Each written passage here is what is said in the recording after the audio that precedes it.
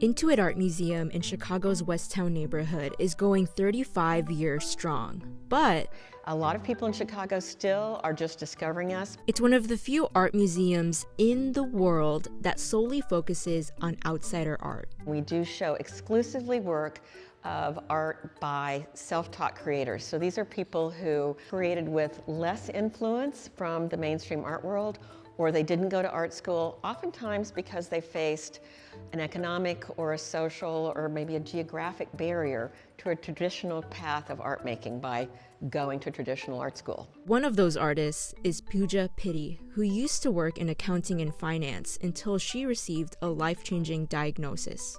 I was diagnosed with muscular dystrophy in the year 2000. By around 2015 or so, when the symptoms started to progress, I really had to take stock of what I want to do in my life that felt a bit more purposeful.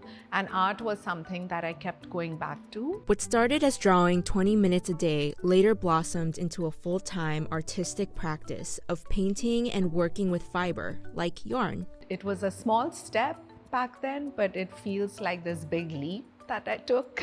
I feel like my artistic practice allows me to just be all of me, all my identities. She's among nearly 24 artists whose work is featured in Intuit Art Museum's newly extended exhibition, Catalyst: Immigration and Self-Taught Art in Chicago. The goal of the exhibition was to recognize the creative contributions that immigrants and migrants have made to the city of Chicago, what and how one's experience as an immigrant or migrant impacted or perhaps did not impact the work. We have everything from printmaking to sculpture, installation work, painting. One of Pooja Pittie's contributions to the exhibition is an interactive installation called What We Build to Belong. It invites visitors to attach a written note, drawing, or piece of string to the hand-knotted, net-like structure. So it was really exciting to think about offering this kind of space